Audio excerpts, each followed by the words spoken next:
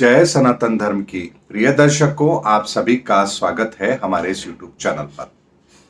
दर्शकों, आपने सुना होगा कि 33 करोड़ देवी देवता हैं।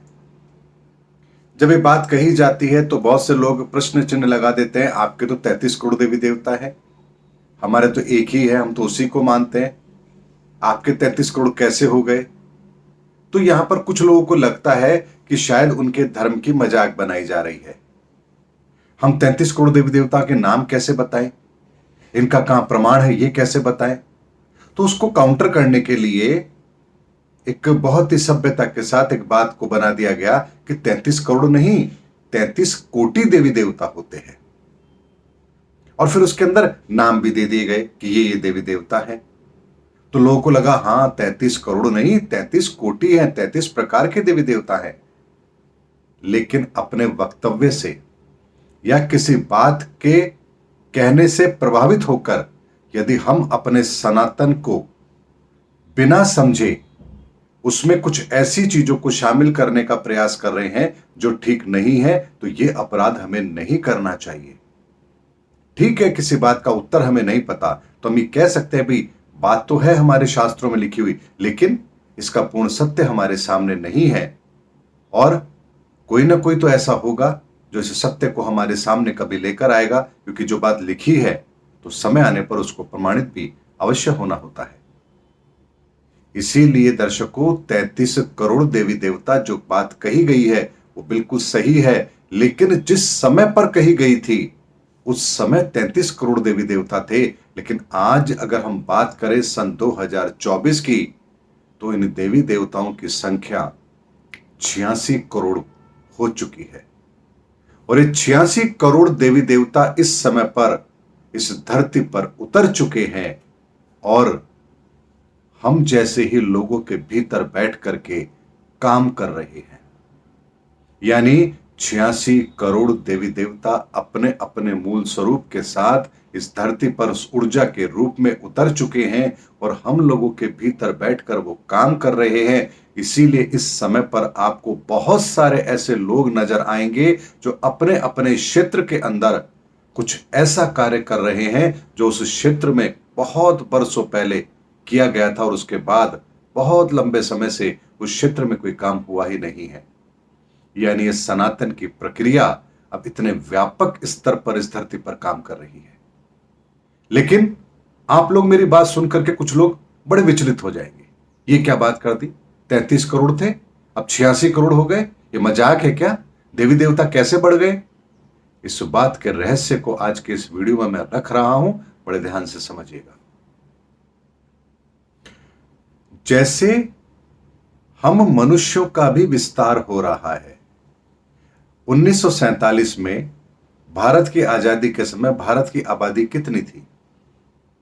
फिर हमसे ही हमारी संतानों के द्वारा और संतानें उत्पन्न होती गई और आज हम 140 करोड़ लोग हैं। लेकिन 140 करोड़ होने के बावजूद भी हम सबकी शक्ल अलग अलग है।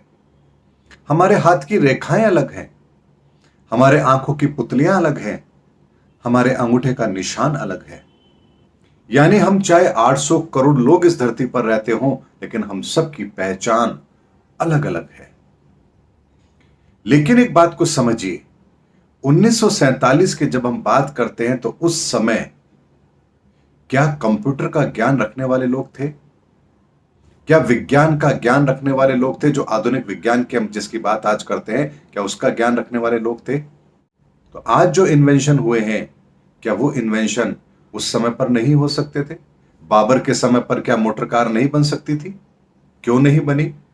क्योंकि जब तक इस संसार के अंदर उन गुणों का विकास नहीं होगा, उन गुणों की उत्पत्ति नहीं होगी, तब तक इस संसार में कोई नई सृजना हो ही नहीं सकती। इसीलिए ऊर्जा के लेवल पर भी निरंतर ये ऊर्जाएं बढ़ती चली जा रही हैं और एक ऊर्जा के दूसरे ऊर्जा के कनेक्ट होने के साथ ही एक तीसरी तरह की ऊर्जा की उत्पत्ति होती है। और ये क्रम जैसे संसार का विकास का क्रम है, उसी तरह से ब्रह्मांड की इन ऊर्जाओं के विस्तार का भी क्रम निरंतर चलता चला जा रहा है।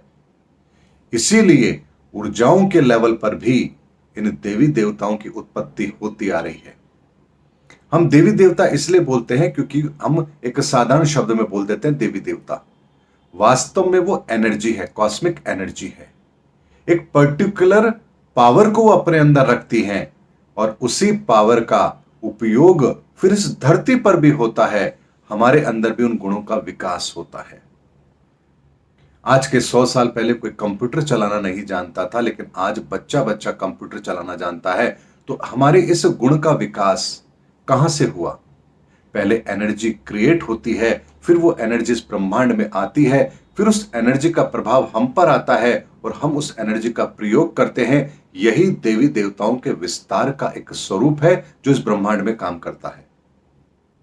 अगर इस बात को और डिटेल में समझना चाहते हैं तो मेरा एक वीडियो है जिसमें मैंने मां संतोषी के संदर्भ में कहा था कि इनका स्वरूप, इनका गुण कब किस समय प्रकट हुआ, उसकी क्या पौराणिक कथा हमारे शास्त्रों में आती है। आप उसको देखिए, आपको पता लगेगा कि किस गुण के विकास के लिए कौन सी चीज काम में आती है, कौन सी चीज किस समय पर किस तरह से उपयोग में आती है। इसीलिए इस संसार के अंदर जो कुछ भी ऊर्जाएं हैं, उन ऊर्जाओं के उत्पन्न होने का भी एक तरीका है और वही ऊर्जाएं गुणों के रूप में हमारे मध्य में आती हैं और उसी को हम देवी देवता कहते हैं। यानी कि हम कहते हैं ना किसी व्यक्ति को, क्या देवता आ गए क्या इसमें? यानी उसका व्यवहार को देख करके हम एक व्यंग्यात्मक टिप्पणी करते हैं, क्या देवी देवता आ गए क्या इसमें? इसके अंदर देवी आ गई क्या? इसमें देवता आ गए क्या? इसमें क्या भैरव जी भर गए क्या? यानी कि हम व्यंग्यात्मक तौर पर ये बात कहते हैं, लेकिन आपने बात कही क्यों? यानी किसी तरह की एक ऊर्जा है जिसका एक अलग स्वरूप है।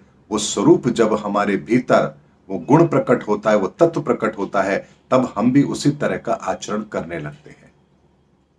इसीलिए दर्शकों, इस धरती पर पल प्रतिपल इस धरती के विस्तार के साथ, इन ऊर्जाओं के विस्तार के साथ नए देवी देवताओं का सृजन भी होता है और नए देवी देवताओं से मतलब नए गुणों का प्रकट होना होता है।